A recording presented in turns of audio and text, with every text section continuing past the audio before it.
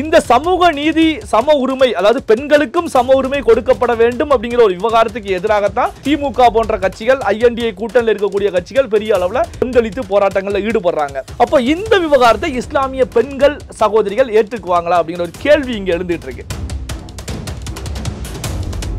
அரசுடைய பார்வையில இல்ல அப்படின்னா வெளிநாட்டு தீய சக்திகள் எல்லாமே இங்க இந்தியாவை பயன்படுத்திக் கொள்வதற்கான ஒரு சூழல் உருவாகும். இப்ப நமக்கு ஒரு பாடம் பக்கத்துல பங்களாதேஷ்ல ஆளும் அரசுக்கு எதிராக எந்த அளவுக்கு ஒரு போராட்டம் உருவானது, ஏன்னா மாணவர்கள் இந்த அளவுக்கு ஒரு போராட்டத்தை எடுத்து செல்ல முடியுமா அப்படின்னா,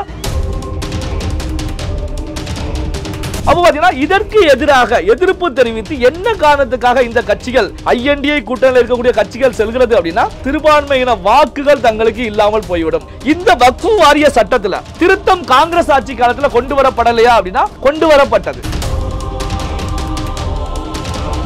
பாகிஸ்தான்ல இருந்து மாம்பழம் பாக்ஸ் இங்க அனுப்பி வைக்கப்படுது. அதாவது தூதரகம் மூலமாக பாகிஸ்தான் அரசாங்கம் இந்தியாவில் இருக்கக்கூடிய 7 MPக்களுக்கு அனுப்பி வைக்கிறாங்க. என்ன காரணத்துக்காக ராகுல் காந்தி உள்ளிட்ட எதிரில் இருக்கக்கூடிய MPக்களுக்கு அனுப்பி வச்சாங்க, ஒரு ரூலிங் பார்ட்டிக்கு அனுப்பி வைக்கல அப்படின்னா, பாகிஸ்தானை பொறுத்த வரைக்கும் இந்தியாவோடு நட்புறவு பாராட்ட வேண்டும் அப்படிங்கிற நிலையில கிடையாது. நீதிமன்றத்தில் காவல் நீட்டிப்பை பொறுத்த வரைக்கும் அதிக முறை காவல் நீட்டிப்பு பெற்றவர் தொடர்ச்சியாக அப்படின்னு சொல்லி செந்தில் பாலாஜி ஒரு கிண்ண சாதனை புரிவதற்கான ஒரு நிலை இருக்கும் அப்படின்னு சொல்லப்படுது. 16ஆம் தேதி கொடுத்திருக்காங்க.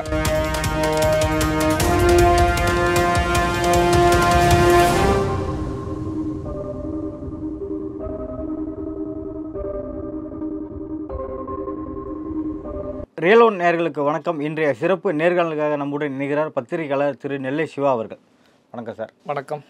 வக்ஃப் வாரிய சட்ட திருத்த மசோதா தொடர்பாக நாடாளுமன்றத்தில் பெரிய அமளியே நடந்து முடிஞ்சிருக்கு. அதை தொடர்ந்து எதிர்க்கட்சிகள் வெளிநடப்பும் செஞ்சுருக்காங்க.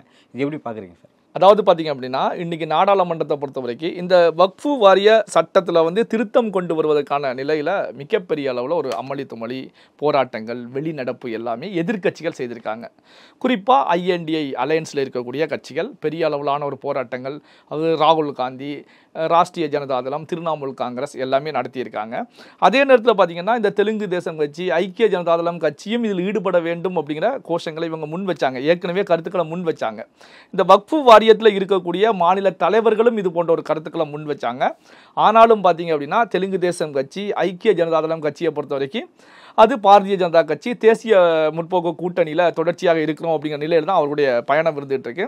நீங்கள் சொன்னது போல தான் இந்த மசோதாவை பொறுத்த வரைக்கும் நாடாளுமன்ற நிலைக்குழுவுக்கு அனுப்பி வச்சிருக்காங்க. இறுதியில் இதில் கவனிக்கப்பட வேண்டிய விஷயம் என்ன அப்படின்னா, இந்த மசோதா என்னத்தை சொல்லிக்கிட்டு இருக்கு, இந்த மசோதா மூலம் மக்களுக்கு நன்மை விளைய போகிறதா. குறிப்பாக எடுத்துக்கிட்டிங்கன்னா இந்த மசோதா குறித்து நான் படித்ததில் பார்த்தீங்கன்னா, இதில் பெண்களுக்கும் சம உரிமை கொடுக்க வேண்டும் அப்படிங்கிற கருத்துக்கள் முன்வைக்கப்பட்டிருக்கு. எந்த பெண்களுக்கு? இஸ்லாமிய பெண்களுக்கு. இப்போ அந்த வக்ஃப் வாரியத்தை பொறுத்த வரைக்கும் அங்கு முழுமையாக 100% ஆண்கள் இருக்கிறார்கள். அதனால பெண்களுக்கு கொடுக்கப்பட வேண்டும் அப்படிங்கிற நிலையில் அங்கே சுட்டி காட்டப்பட்டிருக்கு. அப்போ பெண்களையும், இஸ்லாமிய பெண்களையும் உள்ள கொண்டு வர வேண்டும்.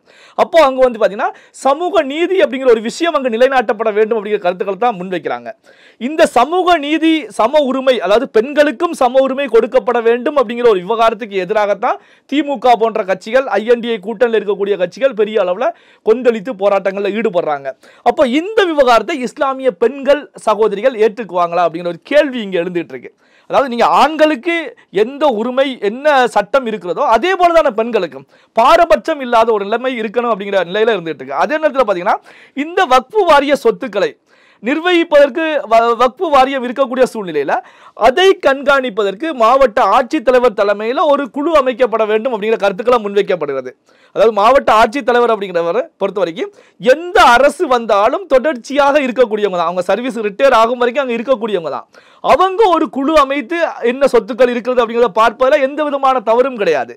அதே நேரத்தில் பார்த்தீங்கன்னா வக்ஃப் வாரியத்துக்கு வரக்கூடிய நிதி யார் கொடுக்குறாங்க, என்ன நிதிகள் வருகிறது, இதெல்லாம் வெளிப்படைத்தன்மை வேண்டும் அப்படிங்கிற நிலையில் தான் அந்த மசோதாவில் சட்ட திருத்தம் கொண்டு வரப்படுது. அப்போ பார்த்தீங்கன்னா இந்தியாவை பொறுத்த வரைக்கும் அது எந்த மதமாக இருந்தாலும் சரி, எந்த ஒரு அரசியல் கட்சியாக இருந்தாலும் சரி, எந்த ஒரு அமைப்பாக இருந்தாலும் சரி, அரசுடைய பார்வையில், அரசுடைய கண்ட்ரோலில் இருக்கணும். இதுதான் யதார்த்தமான ஒரு விஷயம். அரசுடைய பார்வையில் இல்லை அப்படின்னா வெளிநாட்டு தீய சக்திகள் எல்லாமே இங்கே இந்தியாவை பயன்படுத்திக் கொள்வதற்கான ஒரு சூழல் உருவாகும். இப்போ நமக்கு ஒரு பாடம் பக்கத்தில் பங்களாதேஷ்ல ஆளும் அரசுக்கு எதிராக எந்த அளவுக்கு ஒரு போராட்டம் உருவானது. ஏன்னா மாணவர்கள் இந்த அளவுக்கு ஒரு போராட்டத்தை எடுத்து செல்ல முடியுமா அப்படின்னா வாய்ப்பே கிடையாது. மாணவர் போராட்டங்கள் இந்த அளவுக்கு மாணவர் போராட்டம் விஸ்வரூபம் எடுத்து சென்றாலும் இந்த அளவுக்கு செல்லுமா அப்படின்னா அங்க கேள்விக்குறிகள் நிறைய இருக்கும். ஏன்னா மாணவர்களை பொறுத்த வரைக்கும் அந்த நாட்டுடைய நலன் சார்ந்த விஷயங்கள் ஒரு ஆளும் அரசுக்கு எதிராக இந்த அளவுக்கு எடுக்க முடியாது. அப்போ இந்த மாணவர்களை யார் பின்னணியிலிருந்து வழி நடத்தினார்கள், யாருடைய ஊக்கத்தின் அடிப்படையில் இவர்கள் ஒரு அரசை எதிர்த்து அங்கு வைக்கப்பட்ட பங்களாதேஷுடைய சுதந்திர தலைவர்களுடைய சிலைகளை அடித்து உடைக்கக்கூடிய அளவுக்கு எடுத்து சென்றுச்சு. அந்த நாட்டுடைய பிரதமர் துரத்தி அடிக்கக்கூடிய நிலைக்கு எடுத்து சென்றுச்சு அப்படின்னா பின்னணியில பாகிஸ்தான், சீனா, அமெரிக்கா போன்ற நாடுகளுடைய கேம் மிகப்பெரிய அளவில் இருக்கிறது அப்படின்னா செய்திகள் இப்ப வெளியே வந்துகிட்டு தான் இருக்கு. அப்போ அந்நிய சக்திகளை பொறுத்த வரைக்கும் ஒரு நாட்டை சீரழிப்பதற்கு அவர்கள் எந்த வழியில் வேண்டுமென்றாலும் இறங்கி விளையாடுவாங்க. அப்போ பாத்தீங்கன்னா இது போன்ற நிகழ்வுகளை பொறுத்தவரைக்கும் எந்த ஒரு அமைப்பாக இருந்தாலும், நான் இந்த வக்ஃபு வாரியம் மட்டும் சொல்லல, எந்த அமைப்பாக இருந்தாலும் அப்ப அரசுடைய பார்வையில, அரசு இயந்திரத்துடைய பார்வையில இருந்தால் அங்கு தவறுகள் நடப்பதற்கு வாய்ப்புகள் கிடையாது. இப்ப இதுல என்னன்னா இது இஸ்லாமியர்களுக்கு எதிரான சட்டமே கிடையாது. என்னுடைய நண்பர்கள் சர்க்கிளையும் பாத்தீங்கன்னா பல பேர் ஆதரவு தான் தெரிவிச்சுட்டு இருக்காங்க, இது ஒரு நல்ல சட்டம் அப்படின்னு. இது யாருக்கு பாதிப்பு அப்படின்னா எந்த ஒரு அமைப்பாக இருந்தாலும், கட்சியாக இருந்தாலும், எந்த ஒரு அரசு வேலையாக இருந்தாலும் அங்க இருக்கக்கூடிய கரையான்களுக்கு பாதிப்பு. காலங்காலமாக அங்கு கொள்ளையடித்து வயிறு வளர்த்துக்கிட்டு வேலை வெட்டிக்கு போகாமல் இந்த சொத்து மூலம் ஆதாயம் தேடி வயிறு வளர்த்துக்கிட்டு இருந்த அவர்களுக்கும் அவர்களுடைய குடும்ப உறுப்பினர்களுக்கும் மிகப்பெரிய பாதிப்பு ஏற்படும். அவங்க தான் இது போன்ற வேலைகளில் ஈடுபடுறாங்க அப்படிங்கிறத தெளிவாகவே சொல்ல முடியும். அப்போ பாத்தீங்கன்னா இது ஒரு நாட்டுடைய பார்வையில கண்காணிப்புல இல்லாமல் ஒரு செயல்பாடு ஒரு நாட்டில் செல்வதை இந்திய குடிமகனாக இருக்கக்கூடிய யாருமே ஏத்துக்க மாட்டாங்க. அப்போ பாத்தீங்கன்னா இதற்கு எதிராக எதிர்ப்பு தெரிவித்து என்ன காரணத்துக்காக இந்த கட்சிகள் INDA கூட்டணியில் இருக்கக்கூடிய கட்சிகள் செல்கிறது அப்படின்னா சிறுபான்மையின வாக்குகள் தங்களுக்கு இல்லாமல் போய்விடும். ஏன்னா குறிப்பா எடுத்துட்டீங்கன்னா இந்த சிறுபான்மையின வாக்குகள் அப்படின்னா இவர்கள் சிறுபான்மையின வாக்குகள் அப்படின்னு சொல்லி அங்கு சிறுபான்மையில இருக்கக்கூடிய ஆண்களை மட்டும்தான் டார்கெட் பண்ணி செல்வது போல தான் தெரிஞ்சுட்டு இருக்கு. ஏன்னா இது இஸ்லாமிய பெண்களுக்கு சம உரிமை கொடுக்கக்கூடிய நிலையில கொண்டு வரப்படுது. அப்போ அப்படி ஒரு மசோதாவில் ஒரு சில பாயிண்ட்கள் தவறாக இருந்தாலும் அதை சுட்டி காட்டி அதை மாற்றம் செய்து கொண்டு வரலாம். ஆனா அங்கு தவறுன்னு சொல்வதற்கு எந்த ஒரு திருத்தமே இல்லாத ஒரு சூழலா இருந்துட்டு இருக்கு. அப்ப முழுக்க முழுக்க எதிர்கட்சிகள் பாரதிய ஜனதா கட்சியை மத்தியில் ஆட்சியில் இருக்கக்கூடிய பாரதிய ஜனதா கட்சிக்கு எதிராக களமாட வேண்டும் அப்படிங்கிற நிலையில தான் இவர்கள் இது போன்ற விவகாரத்தை வெளியே கையில் எடுத்து களமாடிக்கிட்டு இருக்காங்க. ஏன்னா இது போன்ற நிலையில கட்சிகள் களமாடும் போது இதே அரசுக்கு எதிராக ஒரு மிகப்பெரிய ஒரு பூகம்பம் வெடிப்பதற்கான ஒரு சூழல் உருவாகும் அப்படிங்கிறது தான். ஏன்னா எதிர்கட்சிகளை பொறுத்த வரைக்கும் எந்த ஒரு மாநிலமாக இருந்தாலும் மத்தியிலாக இருந்தாலும் எப்படி ஆட்சியை கலைப்பது, அதற்கு தங்களுக்கு ஏதாவது ஒரு துரும்பு கிடைத்து விடாதா அப்படின்னு தான் செயல்பட்டு இருப்பாங்க. அப்ப இந்த விவகாரத்தையும் அரசியல் ஆதாயத்துக்கு பயன்படுத்திக்கிட்டு இருக்காங்க. ஏன் இதை அழுத்த திருத்தத்துக்காக சொல்ற அழுத்த திருத்தமாக தெரிவிக்கிறேன் அப்படின்னா இந்த வக்ஃபு வாரிய சட்டத்துல திருத்தம் காங்கிரஸ் ஆட்சி காலத்தில் கொண்டு வரப்படலையா அப்படின்னா கொண்டு வரப்பட்டது. 1954ஆம் ஆண்டு ஒரு சட்டம் இயற்றப்பட்டு 1958ஆம் ஆண்டு தான் இந்த வக்ஃபு வாரியமே அமைக்கப்படுது. மாநிலம் தோறும் வக்ஃபு வாரியம் அமைக்கப்பட்டு அதன் மூலம் இந்த மதராசாக்கள், தர்காக்கள், பள்ளிவாசல்கள் இவர்களுக்கான சொத்துக்கள் பராமரிக்கப்படுகிறது. இந்த இதுல பாத்தீங்கன்னா 2013ஆம் ஆண்டு கூட திருத்தம் கொண்டு வரப்படுது. 1995ஆம் ஆண்டு திருத்தம் கொண்டு வரப்படுது. அப்போ பாத்தீங்கன்னா அந்த கட்சிகள் ஆளக்கூடிய சமயத்துல அந்த காலச்சூழலுக்கு ஏற்ற வகையில் அங்கு திருத்தங்கள் கொண்டு வருவது யதார்த்தமான ஒரு விஷயம் தான். இப்போ என்ன அப்படின்னா மத்தியில் ஆட்சியில் இருக்கக்கூடிய பாரதிய ஜனதா கட்சி நரேந்திர மோடி அவர்கள் ஒரு திருத்தம் கொண்டு வர்றாங்க, அதற்கு எதிராக இவர்கள் அரசியல் செய்கிறாங்க அப்படின்னு நாம வெளிப்படைத்தன்மையோட தெளிவாகவே சொல்ல முடியும். மத்திய அமைச்சர் கிரண் ரிஜிஜு தமிழகத்தை சேர்ந்த திருச்செந்துறை கிராமத்தை சுட்டி காட்டி ஒரு விளக்கத்தையும் கொடுக்குற, அதையும் எதிர்கட்சிகள் ஏற்க மறுத்துட்டாங்க. எதனால அதன் பின்னணி என்ன சார்? இல்ல அதான் நான் தெளிவாகவே சொன்னேன் இல்லையா. இப்போ பாத்தீங்க அப்படின்னா அவங்க எதையும் ஏற்கக்கூடிய மனநிலையில எதிர்கட்சிகள் ராகுல் காந்தியாக இருக்கட்டும், தமிழகத்தில் இருந்து சென்ற 40 MPக்களாக இருக்கட்டும் ஏற்கக்கூடிய நிலையில இல்ல. அவங்களை பொறுத்த வரைக்கும் அரசியல் ஆதாயம் தேடன, சிறுபான்மையினர் வாக்குகளை அவர்கள் தக்க வைத்துக் கொள்ள வேண்டும். இந்த அடிப்படையில் தான் இந்த போராட்டத்தை எடுத்து சென்றுகிட்டு இருக்காங்க அப்படின்னு சொல்லி தான் பார்க்க முடிகிறது. அங்க அவருடைய செயல்பாடாக இருக்கட்டும். இதற்கு இன்னொரு செய்தியை, ஒரு முக்கியமான செய்தியையும் தெரிவிக்கிறார். பாகிஸ்தான்ல இருந்து மாம்பழம் பாக்ஸ் இங்க அனுப்பி வைக்கப்படுது. அதாவது தூதரகம் மூலமாக பாகிஸ்தான் அரசாங்கம் இந்தியாவில் இருக்கக்கூடிய 7 MPக்களுக்கு அனுப்பி வைக்கிறாங்க.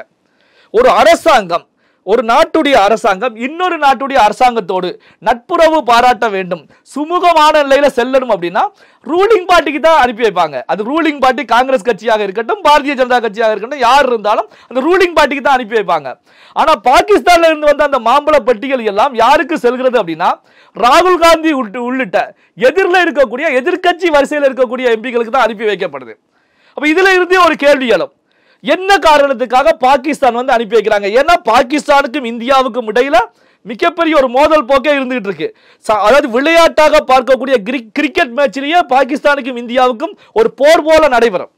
அப்ப அப்படிப்பட்ட ஒரு பாகிஸ்தான் என்ன காரணத்துக்காக ராகுல் காந்தி உள்ளிட்ட எதிரில் இருக்கக்கூடிய எம்பிக்களுக்கு அனுப்பி வச்சாங்க, ஒரு ரூலிங் பார்ட்டிக்கு அனுப்பி வைக்கல அப்படின்னா பாகிஸ்தானை பொறுத்த வரைக்கும் இந்தியாவோடு நட்புறவு பாராட்ட வேண்டும் அப்படிங்கிற நிலையில கிடையாது. அப்போ பாத்தீங்கன்னா அவர்கள் என்ன நோக்கத்துக்காக அனுப்பி வைத்தார்கள்? அப்ப இந்தியாவில் வந்து ஏதாவது விளைவுகளை ஏற்படுத்த போகிறார்களா அப்படின்னு சிந்திக்க வேண்டிய ஒரு நிலைதான் ஒரு இந்திய குடிமகனாக இருந்துட்டு இருக்கு. அப்போ பாத்தீங்கன்னா அப்ப எதிரில் இருக்கக்கூடிய எதிரி தேசங்களை பொறுத்த வரைக்கும் நம்மை சுற்றி இருக்கக்கூடிய நாடுகள் பாகிஸ்தானாக இருக்கட்டும், சைனாவாக இருக்கட்டும், நமக்கு எதிராகத்தான் எப்பவுமே காய் நகர்த்திக்கிட்டு இருப்பாங்க. அமெரிக்காவாக இருக்கட்டும், எல்லாமே நமக்கு எதிராக செயல்படக்கூடிய நாடுகள். அப்ப இந்த நாடுகளை பொறுத்தவரை அவங்க சந்தர்ப்பம் காத்துக்கிட்டு இருக்காங்க. அப்ப இந்த நேரத்தில் கட்சிகளை பொறுத்தவரைக்கும் எதிர்கட்சிகளை பொறுத்த வரைக்கும் அண்டை நாடாக இருக்கக்கூடிய ஒரு பங்களாதேஷ்ல இது போன்ற ஒரு நிகழ்வு நடைபெறுகிறது. இனி பங்களாதேஷ் மீண்டு வருவதற்கு எத்தனை ஆண்டுகள் ஆகும் அப்படின்னு சொல்ல முடியாது. அந்த அளவுக்கு இன்னும் பங்களாதேஷை பொறுத்த வரைக்கும் பொருளாதார ரீதியாக பின்னோக்கி செல்ல போகுது. பாகிஸ்தானே திவாலாக வேண்டிய நிலையில சென்றுட்டு இருந்துச்சு. அப்போ பங்களாதேஷும் திவாலாக வேண்டிய நிலை சூழல் இனி வரக்கூடிய ஆண்டுகளில் ஏற்படும். ஏன்னா ஒரு திடமான அரசு இருந்தால்தான் அங்கு பொருளாதார வளர்ச்சி இருக்கும்.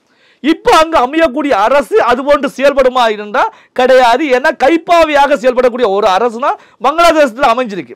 அண்டை நாடுகளை பொறுத்த வரைக்கும் தங்களுடைய எதிரி நாடுகளை சீர்குலைப்பதற்கு எந்த நிலையில வேண்டுமானாலும் செயல்படுவாங்க. அப்ப நாம அதற்கான வாய்ப்புகளை கொடுக்க கூடாது. அப்ப அண்டை நாடு பங்களாதேஷ்ல இது போன்ற ஒரு நிகழ்வு நடைபெறும் போது இந்தியாவில் அனைத்து கட்சிகளும் ஒன்றிணைந்து செயல்படணும். இப்போ பாத்தீங்கன்னா இங்க எதிரும் புதிரும் எதிரி என்ற நிலையில தான் இங்க நாடாளுமன்ற செயல்பாடே சென்றுட்டு இருக்கு. அப்ப இது எல்லாம் எதிரி நாடுகள் வந்து விட்டு கவனிச்சுக்கிட்டு தான் இருப்பாங்க. அப்போ பாத்தீங்கன்னா இங்கு ஐஎன்டி அலையன்ஸ்ல இருக்கக்கூடிய கட்சிகள் என்னதான் வேகம் எடுத்து செயல்பட்டாலும், நாடாளுமன்றத்தை முடக்கக்கூடிய வேலையில் ஈடுபட்டாலும், வெளிநடப்பு செய்தாலும் இந்த சட்டத்தை பொறுத்த வரைக்கும் நாடாளுமன்றத்தை நிறைவேற்றப்படும் அப்படிங்கிற எந்த விதமான மாற்றமும் கிடையாது. என்ன காரணம் அப்படின்னா தேசிய ஜனநாயக கூட்டணியில் இருக்கக்கூடிய எந்த ஒரு கட்சியுமே இதற்கு எதிர்ப்பு தெரிவிக்கல. இவங்க என்ன எதிர்பார்த்தாங்க? சந்திரபாபு நாயுடு உடனே மியூசியம் முறுக்குவாரு, அங்கிட்டு நிதிஷ்குமாரை பொறுத்த வரைக்கும் உடனே வந்து துண்டை உதறுவாரு அப்படின்னு எதிர்பார்த்தாங்க. அங்க எதுவுமே நடக்கல. அப்போ வந்து இதை வச்சு பார்க்கும்போது அப்ப ஐஎன்டிஏ அலையன்ஸ்ல இருக்கக்கூடிய கட்சிகள் அதுலயும் வந்து பாத்தீங்கன்னா எல்லா கட்சிகளும் இதை ஏற்றுக்குவாங்களா அப்படின்னு ஒரு கேள்வி இருந்துட்டு இருக்கு. அப்போ இதை பொறுத்த வரைக்கும் எதிர்கட்சிகளுடைய செயல்பாடுகள் நாடாளுமன்றத்தில் வரக்கூடிய நாட்களில் செல்லா காசாகத்தான் செல்லும். செந்தில் பாலாஜி வழக்கு தொடர்பாக குற்றப்பதிவு வந்து நிறைவடைஞ்சிருக்கு. இந்த நிகழ்வு எப்படி பாக்குறீங்க சார்?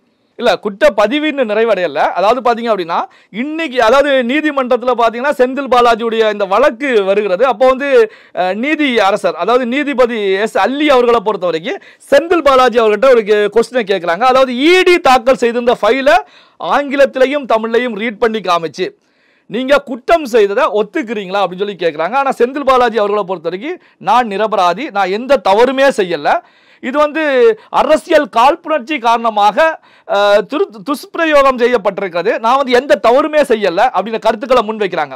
நான் நிரபராதி அப்படின்னு தெரிவித்த பிறகுதான் நீதிபதி அவர்களை பொறுத்த வரைக்கும் என்ன அப்படின்னா இந்த வழக்கை வந்து ஆகஸ்ட் 16ஆம் தேதிக்கு ஒத்தி வைக்கிறாங்க. அதாவது பாத்தீங்கன்னா சாட்சி விசாரணைகள் ஆகஸ்ட் 16ஆம் தேதி மீண்டும் தொடரப்பட வேண்டும் அப்படின்னு தெரிவித்ததோட 54வது முறையாக செந்தில் பாலாஜிக்கு அவருக்கு சிறைவாசத்தை வந்து நீட்டிப்பு செய்யறாங்க. அதாவது இந்திய வரலாற்றிலேயே 54 முறை நீட்டிப்பு செய்யப்பட்ட ஒரே ஆள் வந்து செந்தில் பாலாஜி தான். அதுவும் தமிழ்நாட்டை சேர்ந்தவர் அப்படின்னு சொல்லலாம். எந்த ஒரு அரசியல்வாதியாக இருக்கட்டும் அல்லது வந்து மிக கொலை செய்த ஒரு குற்றவாளியாக இருக்கட்டும் யாராக இருந்தாலும் இந்த அளவுக்கு காவல் நீட்டிப்பு செய்யப்பட்டிருக்கிறதா கிடையாது.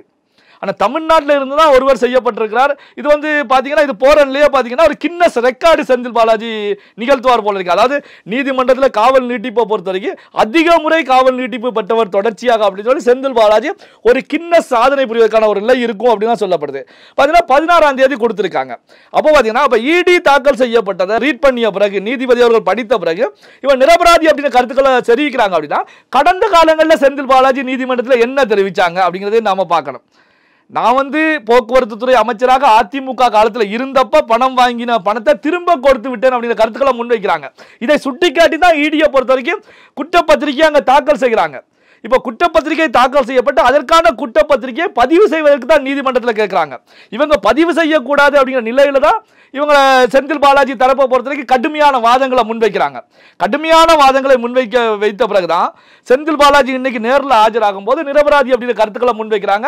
மீண்டும் காவல் நீட்டிப்பு செய்யப்பட்டதோட சாட்சியங்கள் விசாரணை மேற்கொள்ளப்பட வேண்டும் அப்படின்னு சொல்லி நீதியரசர் தெரிவிச்சிருக்காங்க. அப்போ இந்த வழக்கை பொறுத்த வரைக்கும் செந்தில் பாலாஜி வந்து கண்ணு கட்டிய தூரம் வரைக்கும் வெளியில் வருவதற்கான வாய்ப்புகள் இல்லை அப்படிங்கிறத நாம தெளிவாகவே சொல்லலாம்.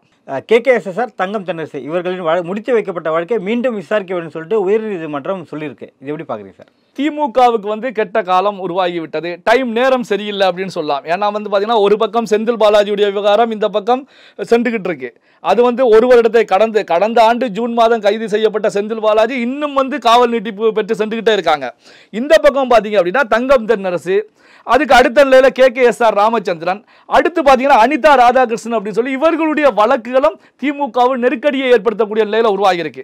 அதாவது பார்த்தீங்கன்னா தங்கம் தென்னரசு, KKSSR ரெண்டு பேரும் 2006-2011 காலகட்டத்தில் அளவுக்கு அதிகமாக சொத்து சேர்த்தது அப்படின்னு சொல்லி தான் இவர்கள் மீதும் இவர்களுடைய குடும்ப உறுப்பினர்கள் மீதும் வழக்கு பதிவு செய்யப்படுது.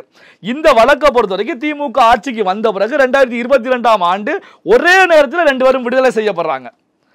அவர் ஒரே நேரத்தில் விடுதலை செய்யப்படுறாங்க அப்படின்னா இதுலேயே எல்லாருக்கும் சந்தேகம் வரும். இந்த அடிப்படையாக வைத்து தான் நீதியரசர் ஆனந்த் வெங்கடேஷ் அவர்களை பொறுத்த வரைக்கும் தாமாக முன்வந்து இந்த வழக்கை எடுத்து இந்த வழக்கின் மூலமாக ஏற்கனவே கொடுக்கப்பட்ட தீர்ப்பை ரத்து செய்ததோடு மீண்டும் ஸ்ரீபெல்லிபுத்தூர் நீதிமன்றம் இந்த விசாரணையை தொடர வேண்டும், சாட்சிகளை விசாரிக்க வேண்டும் அப்படின்னு சொல்லி வாதங்களை முன்வைக்கிறாங்க. அப்போ பார்த்தீங்கன்னா மீண்டும் இந்த வழக்கு அப்படிங்கும் போது இந்த ரெண்டு அமைச்சர்களுக்குமே தற்போது அமைச்சர்களாக இருக்கக்கூடியவர்களை பொறுத்த வரைக்கும் மீண்டும் அவருடைய கழுத்தில் கத்தி தொங்கக்கூடிய ஒரு சூழல் உருவாகிருக்கு. அவர் ரெண்டு அமைச்சர்கள் இப்படி இருக்கக்கூடிய சூழ்நிலை. இந்த பக்கம் அனிதா ராதாகிருஷ்ணன் 2001-2006 காலகட்டத்தில் இவர் மீது வழக்கு பதிவு 2006 காலகட்டத்தில் அமைச்சராக இருந்தபோது, வீட்டு வசதித்துறை அமைச்சராக இருந்தபோது இவரும் இவருடைய மனைவியார் பேரில் எல்லாம் சொத்துக்கள் அதிகமாக சேர்த்தது அப்படின்னு சொல்லி தான் அங்கு வழக்கு பதிவு செய்யப்படுது. அப்போ அனிதா ராதாகிருஷ்ணன் அவர்களை பொறுத்த வரைக்கும் 2001-2006 காலகட்டத்தில் நடந்த விவகாரத்தை வந்து பதிவு செய்யப்பட்டிருக்கு அப்படின்னா அது எந்த சட்டத்தின் அடிப்படையில் பதிவு செய்யப்பட்டிருக்கு அப்படின்னா சட்டவிரோத பண பரிமாற்றம் PMLA ஆக்டில் வந்து பதிவு செய்யப்பட்டிருக்கு. இந்த ஆக்டை பொறுத்த வரைக்கும் 2005ஆம் ஆண்டு தான் நடைமுறைக்கு கொண்டு வரப்படுது. ஆனால் இடியை பொறுத்த வரைக்கும் 2001 இருந்து 2006 வரைக்கும் இது போன்ற செயலில் ஈடுபட்டேன் அப்படின்னு சொல்லி வழக்கு பதிவு செய்திருக்காங்க. அப்போ இந்த சட்டத்தின் மூலமாக என்னை கைது செய்ய முடியாது, என் மீது ஆக்ஷன் எடுக்க முடியாது அப்படின்னு சொல்லி சுப்ரீம் கோர்ட் வரைக்கும் அனிதா ராதாகிருஷ்ணன் போறாங்க.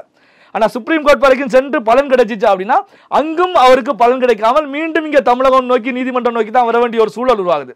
அந்த வழக்கிலையும் பார்த்தீங்க அப்படின்னா மீண்டும் விசாரணை மேற்கொள்ளலாம் அப்படிங்கிற நிலை தான் தற்போதைய நிலையில் உருவாகி இருக்கு. அப்போ பார்த்தீங்கன்னா திமுகவில் இருக்கக்கூடிய அமைச்சர்கள் இருக்காங்க பார்த்தீங்களா, ஒவ்வொரு அமைச்சர்கள் மீதும் அவருடைய வழக்குகள், அதாவது அவர் ஆட்சிக்கு வந்த பிறகு தங்களுடைய அதிகாரத்தை பயன்படுத்தி வெளியில் வந்தார்கள் அப்படிங்கிறது இந்த நீதிமன்ற செயல்பாடுகள் மூலமாக தெளிவாகவே சாமானிய மக்கள் கூட புரிஞ்சுக்க முடியும். இந்த நிலையில இருந்துட்டு இருக்கு.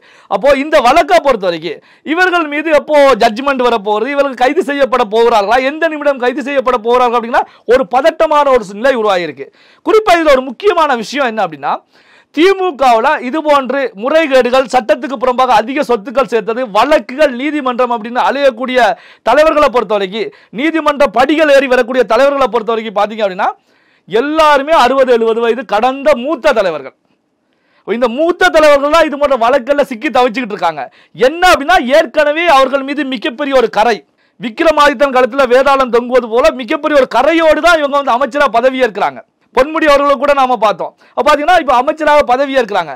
அப்போ திமுகவில் மீண்டும் தொடர்ச்சியாக ஒரே நபர்களுக்கு அமைச்சர் பதவி கொடுத்துக்கிட்டே இருக்காங்க. ஏன் இந்த தேர்தலில் புதுமுகங்கள் பல பேர் களங்கண்டாங்க, எந்த விதமான வழக்குகளும் இல்லாமல். அப்போ அவர்களுக்கு அமைச்சர் பதவி கொடுத்திருந்தா இது போன்ற நிலை உருவாகி இருக்காது. அப்போ மூத்த தலைவர்கள், குறுநில மன்னர்கள், அதாவது ஒவ்வொரு பகுதியில் இவங்க வந்து குறுநில மன்னர்கள் போல செயல்பட்டு இருப்பாங்க. அப்போ குறுநில மன்னர்களை பகைத்து கொண்டு இங்கே இருக்க முடியாது அப்படிங்கிற சூழ்நிலை தான் அவர்கள் மீது எப்படி வழக்குகள் இருந்தாலும் பரவாயில்லை அப்படின்னு சொல்லி அவர்களுக்கு அமைச்சர் பதவி கொடுத்தாங்க.